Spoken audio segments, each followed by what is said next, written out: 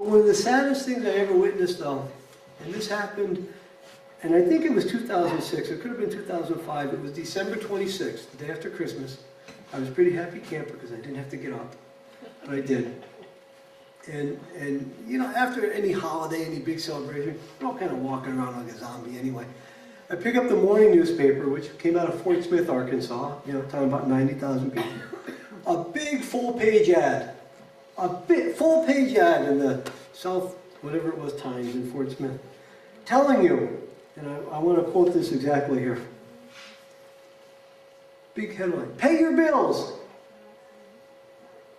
buy a truck, take a vacation. Okay, who doesn't have bills? Who doesn't want a vacation? I'm not fundamentally opposed to a new truck either, you know? That's it. You don't have to ask me twice about any of that. It's perfect. Every month a check will come and there's no side effects. All I got to do is let them come on my land and drill. But of course, they're telling me there's no consequence. And as sad and deceptive these advertisements were, what was even sadder was that evening on the TV news, they showed the line of people line up around the Holiday Inn in Fort Smith to sign up. Many of these people were my neighbors, my friends, my parishioners. People I went to church with, people I knew. You know, I knew these people. Yet, another dirty little secret. And so I talked to some of these people, my parishioners, and I asked them, are you sure you want to do this? Are you sure? Oh, Father, you don't understand economics. Oh, Father, yeah, I do understand economics. I have degrees in this sort of stuff. I work for a living. I questioned some of them, and every time I questioned, I was dismissed with, oh, after all, Father, and this is a direct quote from a woman named Roberta, or Bobby. After all, Father, these companies wouldn't be doing it if it wasn't safe. Now, the good news is they didn't frack Bobby's land. They fracked her neighbor's land. But to get to the fracking well, they had to go across her land. So they, yeah, sure, we'll take the residual check and you can come across the land. And for Bobby and Dan, what this meant was something tantamount that, well, rather than having 5 vacations a year, they'll get 7. They didn't need the money. But as they came on the land, and it was really right on the edge of the land, all won't be in the way. The trucks got bigger, the noise got more, the repairs in the road got more. A bridge had to be repaired because they had heavy trucks going over a culvert that crushed. Don't worry, the drilling company will pay for it. Another dirty little secret. The county had to pay for it. The county that's broke. Then suddenly, after about 6 or 8 months, the checks stopped coming. And they came not once a month, once every 7 weeks, and they're smaller.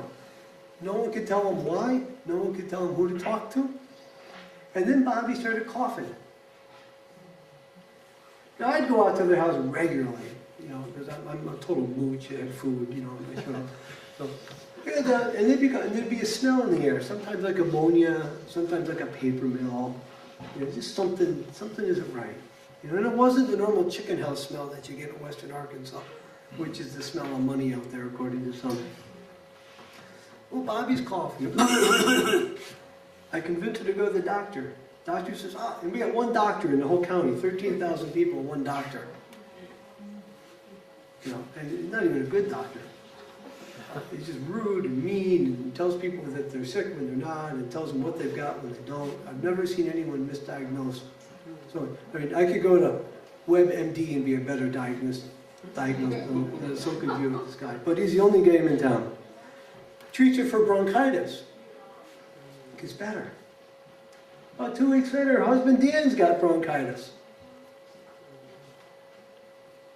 So they tell him. And the coughs come and go for a couple of years. Come and go. The smell comes and goes for a couple of years. The checks pretty much dried up. They still took their vacations. They still did everything they did. But then one day, I got moved to Arkansas in June of 2011. And I would regularly talk to her. And this is hard for me. We call all the time. A couple of times a week, we just talk on the phone or email back and forth. You know, everyone's connected with Facebook. I mean, we're all interconnected. Facebook just facilitates some of that anyway. She called me up one Tuesday and said, I don't feel good. She's coughing. You. I said, for crying out loud, go see the doctor. Get the medicine. You got bronchitis. Okay. She calls me Wednesday night. She says, well, I'm in the hospital. Now, in a small town of 2,700 people, the hospital has like 21 beds. And if you need something more than like a Band-Aid and an aspirin, you pretty much have to go someplace else. It's just limited. It's not bad. You don't get bad care there. It's just simply limited. That's Wednesday night. Thursday night, she calls me up and goes, guess what? And I'm like, I don't know. She goes, I'm up in Fort Smith in the ICU, which is the larger regional hospital. I said, well, this can't be good. She goes, yeah, I must have real bad pneumonia. That's what Doc Bennett said. I said, but what'd the doctor up there say? He said, well, he's going to come in and talk to me. I said, well, keep me posted. Friday night, the phone rings. It's her husband, Dan. Says, I lost Bobby about an hour ago. The evidence is overwhelming. Fracking kills.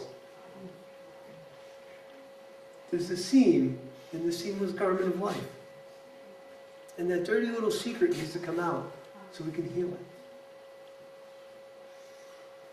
The joys and hopes, the griefs and anxieties of the people of today are the hopes and joys and the griefs and anxieties of the faithful people. And us as people of faith, we as people of faith, I think, have a responsibility to stand up and be counted on this. We may not be heard the first time, or the second time, or the 15th time. But we are, in fact, as a people of faith, the keepers of the fabric of life to pass on to our children and grandchildren. That's important. We received this fabric of life from our parents and grandparents. Yes, there are many seams in this seamless garment. And this generation, my generation, has probably had their hand in putting some seams in there as well. But we have to correct that. That's the dirty little secret we have, is we choose not to correct it. I believe as people of faith we can. I believe today as the people of God we can. And each day I pray.